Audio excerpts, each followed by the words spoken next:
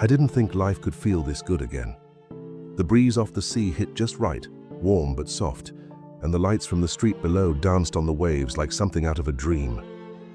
I sat there on the balcony, shirt unbuttoned, chest sunburned, grinning like a fool.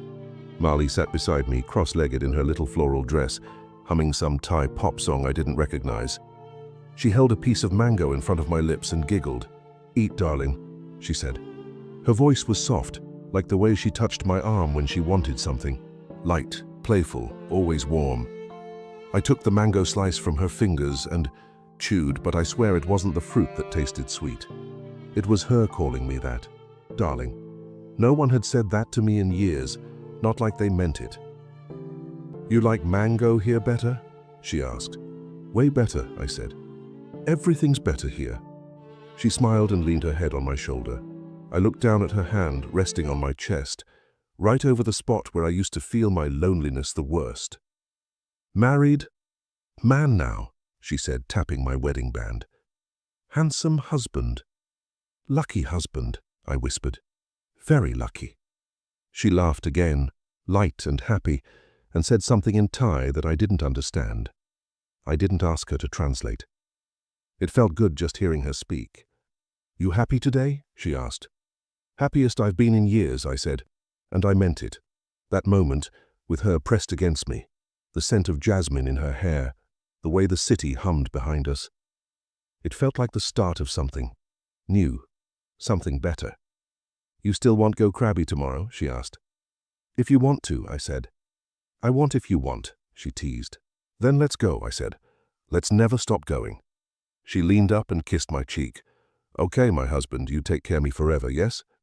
I smiled and nodded. "Forever." I said it without even thinking. It just came out. I wanted her to hear it. I wanted to believe it. "You no think I too young for you?" she asked. "Not for a second," she grinned. "You say that because you old and alone before." "Maybe," I chuckled. "But not anymore." She played with my fingers, then kissed the ring again. "I tell Mama today she happy, say you good man." "That so?" "Mm-hmm. She say I lucky girl." I closed my eyes and breathed in the ocean. "I think we're both lucky."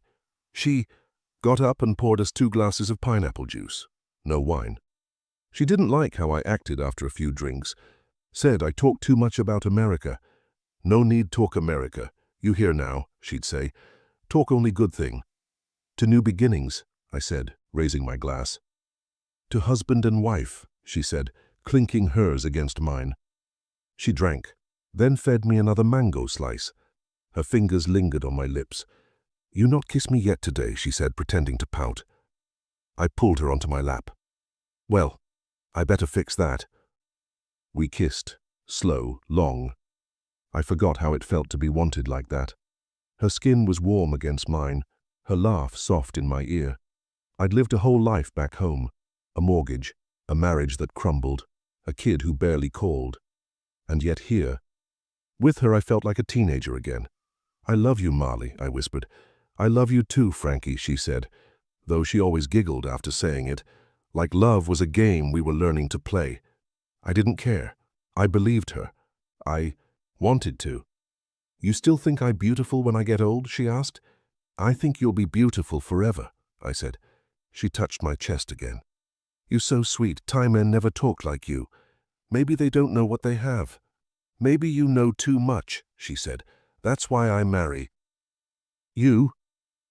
We sat in silence after that, just listening to the sound of the waves and the distant scooters zipping down Beach Road.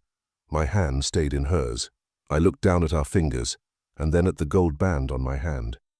I'd only worn it for a day, but it already felt like part of me. "I'm really married," I said. She nodded. "To me." "And I don't want anyone else," I said. She turned her head and gave me a look I couldn't quite read. "Even when I get fat?"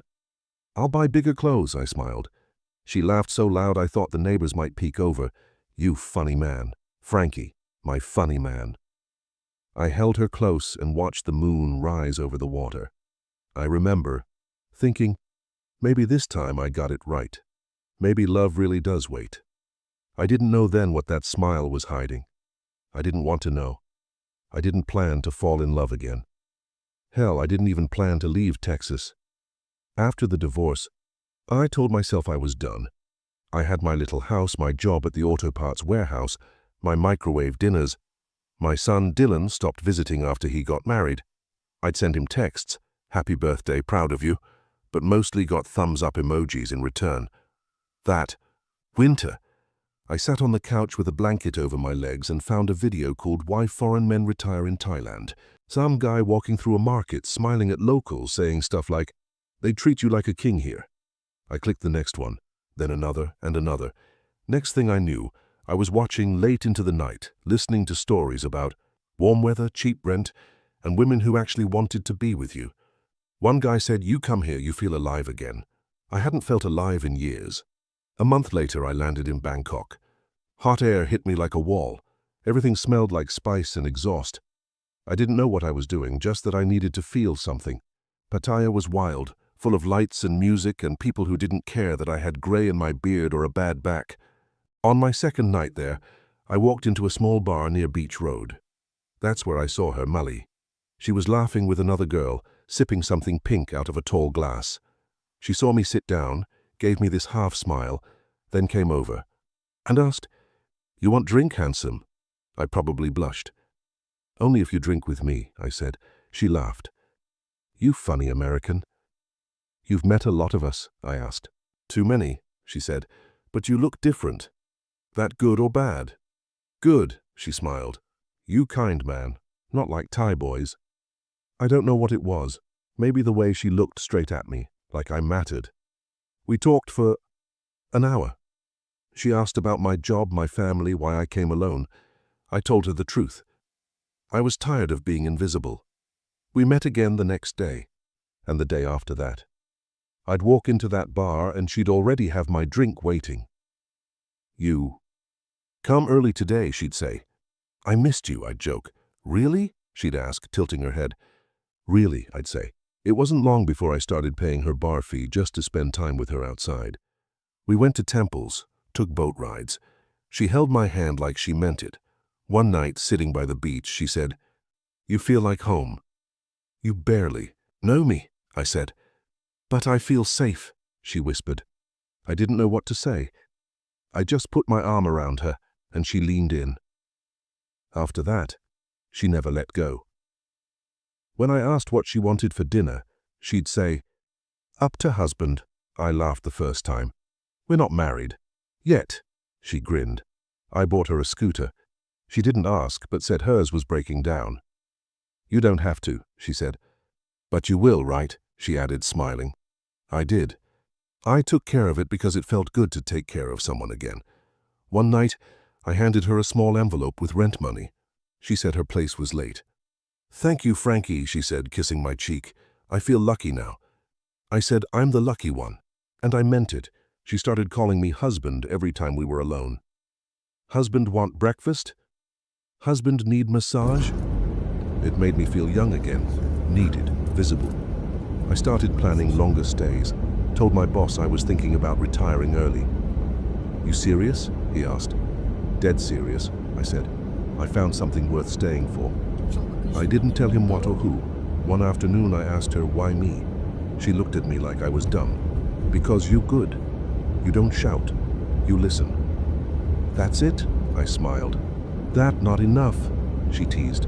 I shook my head. "It's more than I ever got." She leaned in, touched my face. "You don't need fix me. Just love me." I told her I would. I thought I meant it. I thought she did too. When she rested her head on my chest that night, I remember thinking, maybe this is how healing happens. Not loud, just slow. When we passed a wedding shop, the next day she pointed at a dress. "One day," she said. "You serious?" I asked. "You not?" She smiled. I didn't answer right away, but I already knew. I was in deep, too deep, and I didn't care. The wedding was small, just me, her, 2 witnesses, and an official who didn't say much in English. Molly wore a white dress she picked out the day before. I wore khakis and a button-down that didn't quite fit right. She kept whispering, We married now, like it was a secret too good to be real. That night, lying beside her in the little apartment I'd rented, she turned to me and said, "Now we make home. Real home." I smiled and pulled her close. "Whatever you want, we'll build it together." The next morning, she brought me coffee and sat on the edge of the bed. "We should make everything legal," she said, "you and me." "Didn't we just do that?" I asked. "No, I mean government paper, property, name." "Why?" I said. She tilted her head. "If something happened, you protected. And I want to feel real." "You already feel real," I said. "More real," she whispered. I didn't know much about Thai law, but she did. She said a condo in her name would be smart. Safer that way. "You're not Thai. You don't understand rules here." "But I'm paying for it," I said. "Yes," she said softly, "but for us." That word, us, hit me like a drug. I wanted that more than anything. So we looked. She picked a building close to her favorite market. "This one good," she said, "quiet, safe and pretty." "You sure?" I asked. "You not trust me?" she asked, teasing. I laughed. "Of course I do." And I did, or I wanted to. I transferred the money in 3 chunks so it wouldn't raise any red flags with my bank. "You so smart," she said, "not just handsome." She kissed me and called her mother. "Tell her we home now," she said. "Tell her I lucky." But soon after, I started noticing little things. Her phone buzzed a lot at night. She'd glance at it and flip it face down. I asked once, "Who's texting this late?" "Just my cousin," she said. "He need help with something." "You talk to him a lot." "Family important," she said. "You don't talk to your son?" That shut me up. One night I got up for water and saw her standing on the balcony whispering in Thai. When she came back in, she smiled like nothing happened. "Everything okay?" I asked. "Yes, baby," she said. "Why you look so serious?" "Just tired." I lied. Another time I asked if she wanted to invite her cousin over, since she mentioned him so often. "He's shy," she said, "not like foreigners." "He doesn't like Americans," I joked. "He just shy," she repeated. Then she kissed my cheek and changed the subject. A few days later, she asked for access to my Thai bank account. "In case emergency," she said. "What kind of emergency?" I asked. "What if you in hospital or lost? I need help you." I hesitated. "You not trust me?" she asked again, eyes wide. "No, I do. I your wife," she said, "not stranger." I handed her the card. She started going out more, saying she was visiting her aunt. "She's sick sometimes," she said. "Need me help." One night she didn't come back. I waited, watching the clock. Midnight, 2 a.m. No call, no message. I didn't sleep. I kept checking my phone every few minutes, heart pounding, telling myself it was fine. She probably stayed over. Maybe her aunt lived far. When she walked in at 7, she was still in the same clothes. "Where were you?" I asked. "With cousin," she said, yawning. "I sleep on floor. Aunt too tired." "You couldn't." "Call?" "Phone dead," she said. "Battery no good." I looked at her. "You sure that's all?" She stared back. "You think I lie?" "No, I your wife," she said. "Not girlfriend. You don't believe me. Say now." "I believe you," I said. But something felt off. A week later, she asked about sending money to her mother. "Only small," she said. "She need food, maybe medicine." "How much?" 10,000 baht? I nodded. "Okay." "You best husband," she said. "Most Thai men no help family, you so kind." I smiled, but it didn't reach my eyes. That night I lay in bed staring at the ceiling. I kept thinking about the balcony call, the overnight stay, the phone always face down. But I pushed it away. She was young. This was normal, right? She had her own world. I didn't want to be the jealous old man. I told myself I was lucky, that I didn't deserve someone like her, that I'd ruin it if I pushed too hard. She came in the next morning with breakfast. "You worry too much," she said, even though I hadn't said a word. "Smile, husband, you have me." I looked at her and nodded. "Yeah," I said. "I have you." But I didn't say what I was thinking. Do I really? Or do I just want to believe I do? I kissed her forehead and whispered, "Thank you." She kissed me back. "You trust me?" "I do," I said. But even as I said it, my gut twisted. I think part of me knew the answer. I just wasn't ready to hear it. I started noticing the silence first, not the kind that fills a room when two people are comfortable, but the kind that hums behind fake smiles and tired kisses. She still said, "Darling," sometimes, but it felt like it hung in the air a beat too long, like she had to remind herself. At night, she rolled to the edge of the bed, facing the wall. "You okay?" I asked once. "Just tired," she mumbled. I reached out to touch her back. She didn't move, didn't lean in. "Want me to rub your shoulders?" I offered. "No need," she said. "Sleep now." I lay there staring at the ceiling fan spinning in lazy circles. Something felt different. I just couldn't name it yet. The next morning she made coffee and sat across from me at the tiny kitchen table. "I think about business," she said, stirring her cup slowly. "What kind of business?" I asked. "Spa, nails, massage, hair, with friends." "You want to open a spa?" "Yes, I talk with Knock. She have friend, know how." "How much would that cost?" She smiled, eyes lighting up. "Not big. Maybe 300,000 baht, maybe little more." I did the math, around 10 grand. "Are you serious about this?" I asked. "Yes, husband, I don't want work bar forever. You don't want that too, right?" I hesitated. "No, of course not." "You help me?" she asked, voice soft. "I just want better life." Later that day, I walked into the living room and heard her on the phone. She was speaking fast in Thai, giggling. I stood just outside the doorframe. "Yes, I know," she said, laughing again. Then a pause. "No, he not know." Another giggle. I stepped in. She looked up, startled. "Who was that?" I asked. "Knock," she said quickly, locking her phone. "About spa stuff." "What did she say? I don't know." "Just joke. You not understand Thai joke." I nodded, but something twisted in my chest. I tried to laugh it off. "Well, if it's about me, maybe teach me the language so I can laugh too." She walked over, put her arms around me. "No worry, husband. You only man in my life." I brought up her family the next day. "We should visit your mom again." She looked down at her phone. "Too far." "We drove there before," I said. "She busy now and house not good," she embarrassed. "I'd still like to see her." She sighed. "Maybe later, when spa open, I show her proud life." "You don't want her to meet your husband?" "Again?" "I say maybe later," she said, more firm this time. I dropped it, but the word husband didn't feel so warm anymore. That night she didn't come to bed until after 1. I heard her unlocking the front door quietly. "Where were you?" I asked, sitting up. "Spa meeting," she said. "At this hour?" "My friend work late shift, only time free. You could have called." "Phone die," she said. "Why you always ask so many questions?"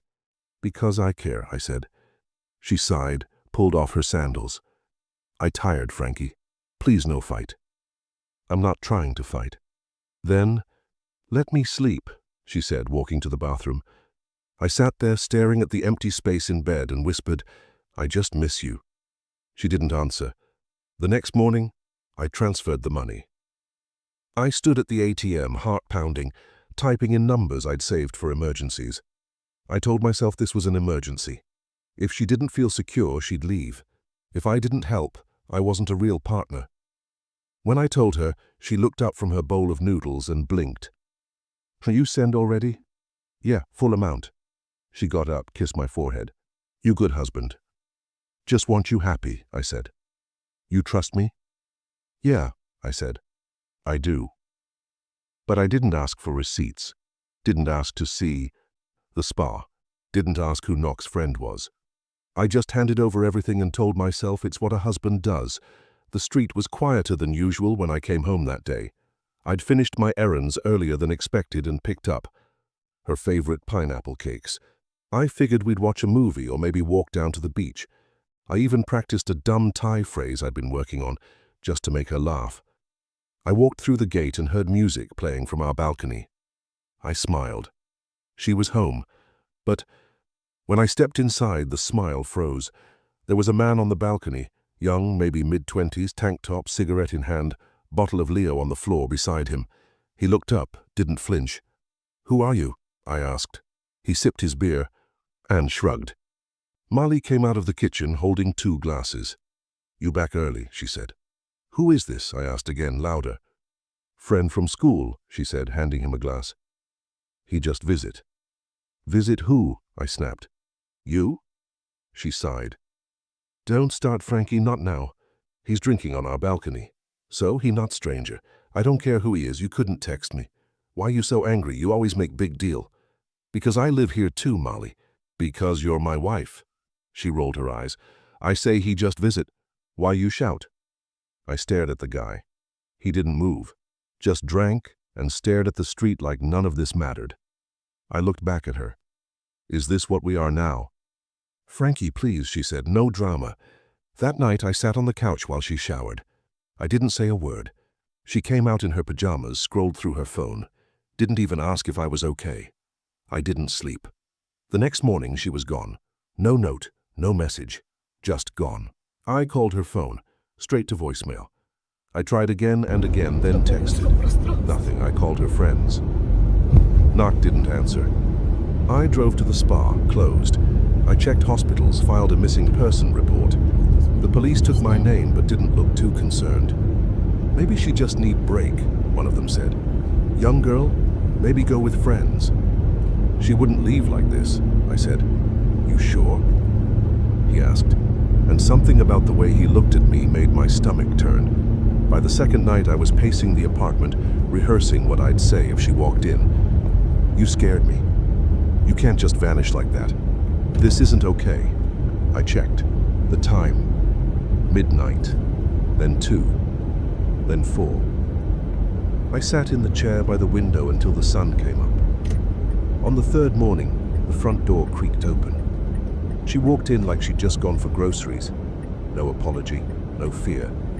Just a quiet, tired look. "Where have you been?" I said. She dropped her bag. I needed space. "You disappeared for 2 days. You too much sometimes." "Too much? You always ask, always worry, it'd feel heavy." "I thought you were hurt." "I not hurt. I just tired." "Of what? Me?" She didn't answer. She walked past me to the bedroom. I followed. "Her? Molly, you can't treat me like this." "I not fight today." "It's not a fight, I just..." "Please," she cut me off. "I want sleep." I stood there frozen. "You knew I was looking for you." "I know." "And that didn't matter. I back now." I sat on the edge of the bed and buried my face in my hands. "I thought you were dead," I said. She didn't respond. I looked at her. "You're my wife. You promised..."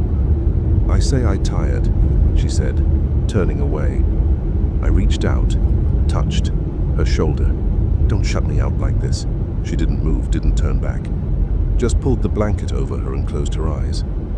My throat tightened. I felt something crack inside me. "I love you," I whispered. Silence. "Did you hear me?" Still nothing. I lay down beside her and cried quietly. She didn't hold me. She didn't speak.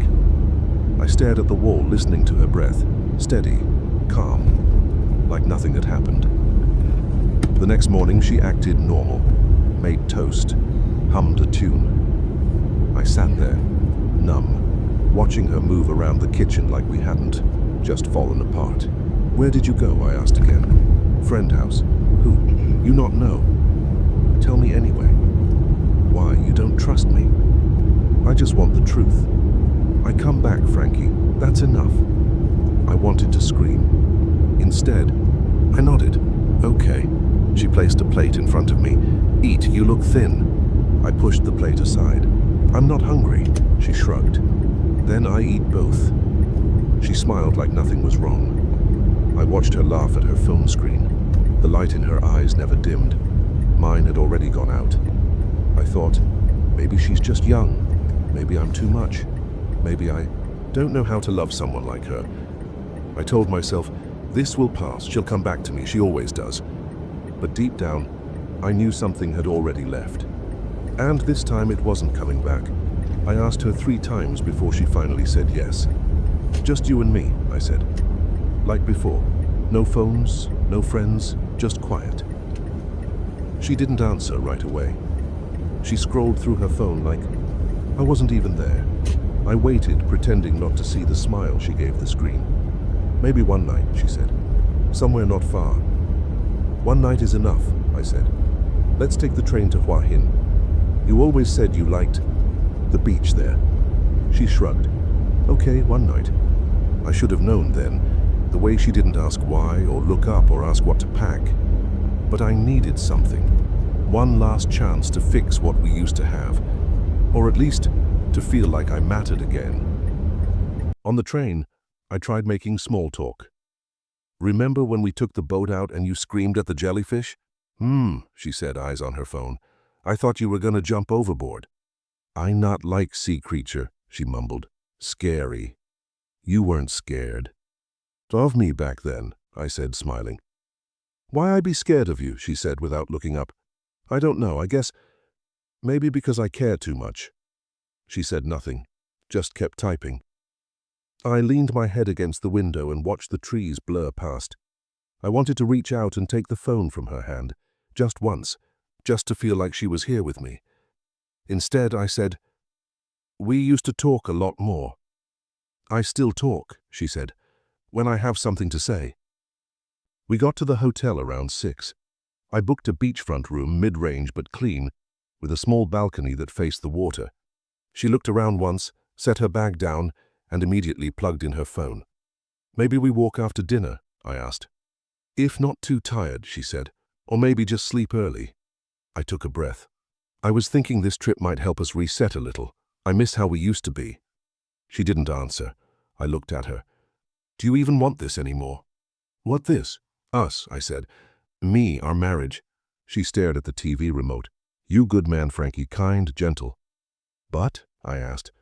But I don't love you, she said. Just like that. No pause, no hesitation. Not like you love me. I felt my chest tighten. When did that change? Maybe never change, she said. Maybe I not love you like that from beginning. I swallowed. What about the wedding? It was fun, she said. You happy? I feel safe. I think maybe we grow into love. And did we? I try. But my heart not work like yours. I couldn't look at her. My fingers curled around the edge of the table. So all of this, the condo, the spa, the plans, I not lie about everything, she said quickly. I care for you. You care, I repeated, but not enough to stay faithful. She looked away. I not sleep with him, okay? There's someone else. Yes, she said quietly. He younger. Know me long time. The guy on the balcony, I asked. Different man, she said. So how long's it been going on? Few months, she said. I confuse, you not bad, but he make me feel young. I stared at the candle flickering on the table. My stomach twisted. What about the money? What money? The 10,000 I gave you for the spa. She bit her lip. I buy car. For him. I felt like the floor dropped out from under me. You used my money to buy your boyfriend. A car? He not boyfriend, she said. Just someone help me when I young, I owe him. And me? I said. What do you owe me? She looked at me like I was a stranger. You needed someone, I needed help. We both get something. I stood up. My legs felt weak. So that's it? That's all I ever was? She didn't answer. I stepped outside to the balcony. The sea didn't look peaceful anymore, just dark, endless. I thought about jumping, not because I wanted to die, but because I didn't want to feel this anymore. When I came back in, she was on the bed, phone in hand. Feel you okay? She asked. No, I said, but I will be. She nodded once, then turned off the lamp. I lay beside her in silence, eyes wide open, heart hollow. I kept thinking about the way she said it. You needed someone. And I realized, maybe she was right. I did need someone. I just picked the wrong one. The sand was cool beneath my feet. I walked alone, the tide brushing against my ankles like it was trying to pull me back, but I kept moving. I didn't know where I was going. I just knew I couldn't sit in that hotel room another second, with her pretending everything was fine. My wedding ring was in my pocket. I couldn't wear it anymore. Not after what she said, not after hearing her say it was just fun, that I needed someone, that she needed help. I rolled it between my fingers. It was heavier than I remembered. Or maybe that was just me. I passed couples walking hand in hand, a man selling grilled corn, a kid chasing a stray dog, and I kept thinking, how many men like me had walked this same stretch of beach wondering what they'd missed? I sat down on a bench and stared out at the sea. I tried to trace back where it started to go wrong. The jokes she stopped laughing. For the touches that faded. The way her phone became more important than my voice. I thought about the first time she said husband and how it lit me up inside. I thought it meant something, I thought I meant something, but I wasn't her husband, not really. I was a role, a provider, a placeholder. I wanted to believe her smiles, I needed to, because if I didn't, what did that say about me? You look like you just swallowed a hurricane, a voice said beside me. I turned. A man, maybe late 60s, weathered face, plastic bag of groceries hanging from his wrist. Bad night, he asked. Something like that. She finally told you the truth, I nodded. Yeah. Let me guess, he said, sitting down. You gave her everything. She said you were different. You believed her. Is it that obvious? I asked. Only because I've been there. He reached into his bag, pulled out a bottle of water, offered it. I shook my head. Name's Richard, he said. From Melbourne. Frank, Texas. How long you been here? Little over a year. Same story then. Bar girl. Big smile, small lies, big promises. I looked down. I thought she loved me. We all do. You're not the first. You won't be the last. That hit harder than I expected. Not because it was cruel, but because it was true. I wanted to argue, but I couldn't. I let it happen. I let myself fall. I ignored every warning. I wanted so badly for it to be real that I stopped asking if it made sense. Why do we do it? I asked. Hope, he said, and loneliness, and ego. We think maybe we get lucky. Maybe we're the exception. But we're not. No, he said. We're just men who wanted something beautiful to believe. And I looked out at the sea again. It looked peaceful now, still endless but softer. I gave her everything, I said. Money, time, a home. I let her put the condo in her name. I let her drain my account. That's not what hurt most, though, is it? No, I said quietly. It's that she never even pretended to love me near the end. She didn't try to lie. She just stopped. He nodded. That's when you know it's really over. How long did it take you to move on? I asked. Still working on it, he said, but I don't hate her. I hate myself a little. I nodded. Me too. I looked out the window. A couple walked by, maybe tourists, maybe just two people lucky enough to find each other without games. I didn't envy them. Not exactly. I just wondered what it must feel like to be chosen without strings. To be seen. And still kept, not used, not needed, just unloved. I wrote one last thing. I married a 21-year-old Thai bar girl when I was 54. I thought I was rescuing her. Truth is, I was trying to rescue myself. I closed the notebook and set it on the table. The wind outside picked up. The cafe bell rang as someone walked in, but I didn't turn to look. I just sat there, fingers still around the pen, heart quieter than it had been in months. I wasn't healed, not yet. But I was finally still, and that was a start.